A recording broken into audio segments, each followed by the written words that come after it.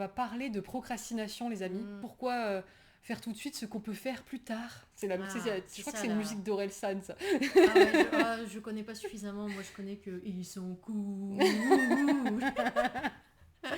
Mais en tout cas, c'est le fait de remettre à plus tard Ok. tout ce qu'on pourrait faire tout de suite. Pourquoi parle-t-on de procrastination aujourd'hui? Parce que c'est quelque chose qui est bloquant, en tout cas qui, moi, peut me poser des soucis à entreprendre. Parce qu'en ce moment, c'est ça qui me touche, donc je parle de ça, mais toi, c'est aussi quelque chose que tu rencontres, la procrastination dans ton Oui. quotidien. Et comme c'est un sujet qui nous touche, et en ce moment, enfin, moi en tout cas, je fais beaucoup d'exercices d'auto-observation, et pour réussir à sortir de la procrastination et à passer à l'action. Ce que je dis pas, c'est qu'on est des meufs qui sommes beaucoup dans nos têtes. Et donc, Ça mouline, ça mouline. ça mouline plus que ça n'agit, voilà, si on fait pas attention. Ouais.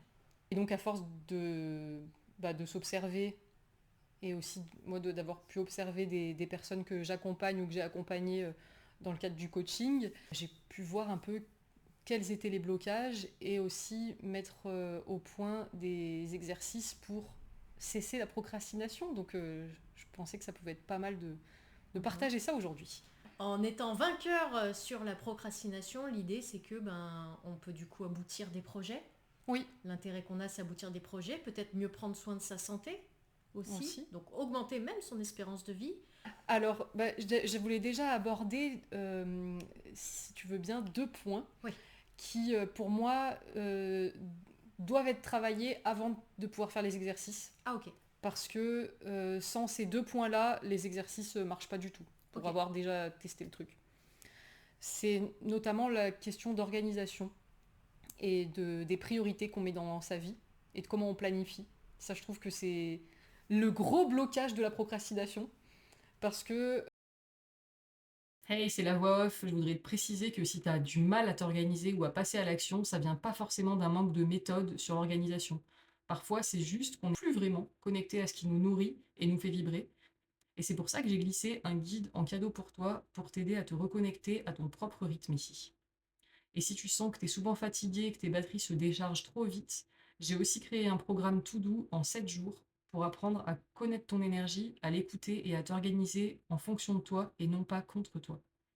Bref, ils sont tous les deux dispo en description, il n'y a plus qu'à cliquer. Ça me parle beaucoup.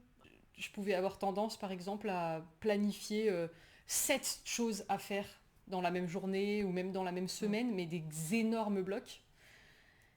Et du coup, j'arrivais pas à mettre le focus sur une seule et même chose, parce que quand je commençais à vouloir faire un truc, je pensais à toutes les autres choses que j'avais à faire. Et c'était pas réalisable. Donc en fait, tu te dissipais Enfin, comment dire, au moins mentalement. Oui. Ok. Au moins mentalement, et aussi parce que du coup, ça me mettait le stress de voir toutes ces choses-là et voilà, plus savoir où donner de la tête.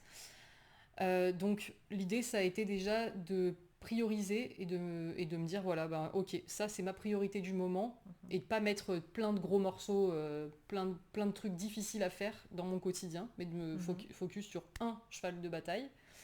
Et de planifier, moi souvent ce que je fais, c'est que je planifie au mois. Ah oui, quand même. En me disant, voilà, au mois, j'aimerais bien qu'il y ait ça. Mais après, en fait, je replanifie à la semaine. Par jour. Ah oui, à la semaine. Non. Ok. À la semaine. Comme ça, au moins, il y a beaucoup moins de choses. Et puis après, je réadapte, je réajuste. Mais ça fait moins... c'est moins angoissant que... mais c'est moins angoissant que si je planifie, même à l'année ou quoi. Oui. Voilà. Ok, parce que toi, ça te paraît faisable dans le train de vie que tu as, de commencer par faire une planification globale au mois. Oui. En gros, tu fais une liste. Ouais, un peu, ouais. C'est ça. C'est ça. Puis après, ta liste, tu vas remplir des semaines qui correspondent à ce mois-là. Oui. Ok.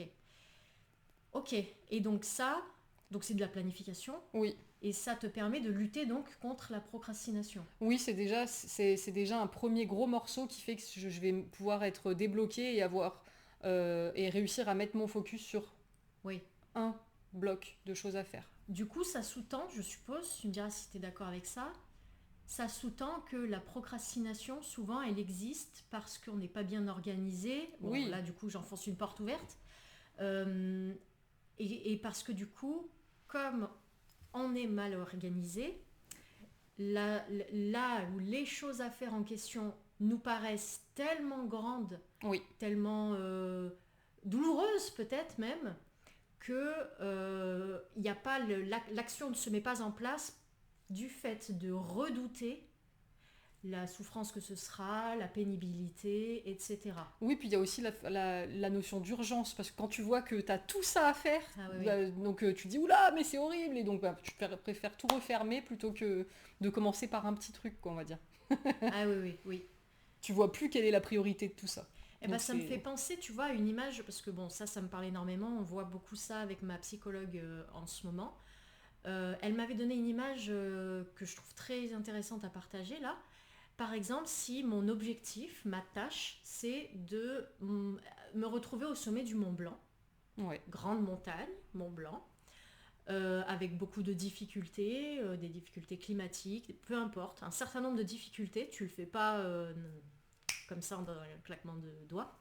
Si là je me retrouve au pied du Mont Blanc et que je me dis qu'une fois que j'aurai commencé l'action, je ne devrais pas m'arrêter jusqu'à être au sommet, effectivement je ne vais pas faire un seul pas parce que ma planification est très mauvaise, mon objectif est tellement grand que je vais être tétanisée sur place. Oui.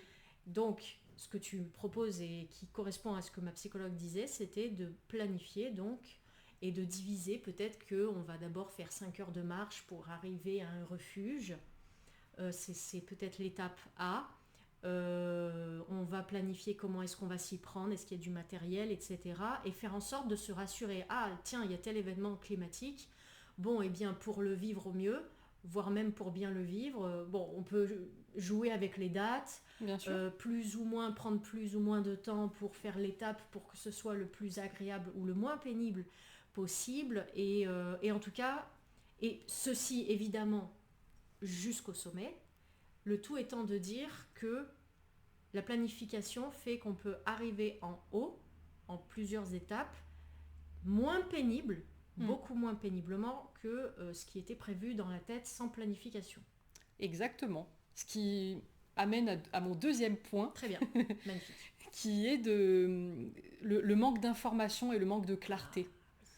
Ça, c'est aussi un gros sujet qui fait qu'on procrastine et donc qu'on va pas agir en fait, parce que du coup, ce sera pas exactement clair ce qu'on a à faire finalement pour débunker ce blocage et pour aller dans ce qu'on a à faire. Et du coup, j'ai un exemple pour ça tout simple. Genre, si tu veux te remettre au sport, ben pour moi, le plus simple pour ça, c'est en amont de choisir ta tenue de sport, quelle basket tu vas mettre, comment tu vas être habillé, et de caler tout ça sur une chaise dans ta maison, par exemple. Oui. C'est aussi de te dire, est-ce que tu as le matériel ? Donc, par exemple, est-ce que tu as besoin d'un tapis, des haltères ? Bon, bah, ça aussi, tout ça, tu l'installes, tu le mets à sa place. Est-ce que tu as besoin d'une vidéo ? Bon, bah, tu vas la choisir en amont aussi. Et c'est que des petites tâches comme ça, pour que quand le moment arrive d'aller faire le sport, tu rentres chez toi, et que là, il n'y ait même pas de question de penser, de réfléchir et d'organiser quoi que ce soit. Juste, tu passes à l'action, tu enfiles tes baskets, tu enfiles ta tenue, tu te mets sur ton tapis, tu lances ta vidéo, et c'est bon.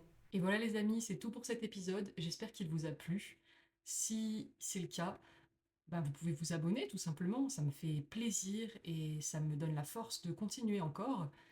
Et en attendant, je vous laisse avec une chanson, non pas des moindres, qui va résumer un peu tout ça. Des choses à faire, il y en a 1000. Je sais pas quoi faire, alors je file un mauvais coton. Donc, agissez. Voilà, on veut que vous encourager à ça. Vous êtes capable. Oui, vous l'êtes. Faut se le dire, on est capable. Je suis capable. Je suis capable. Voilà. Ciao. Eh ben salut.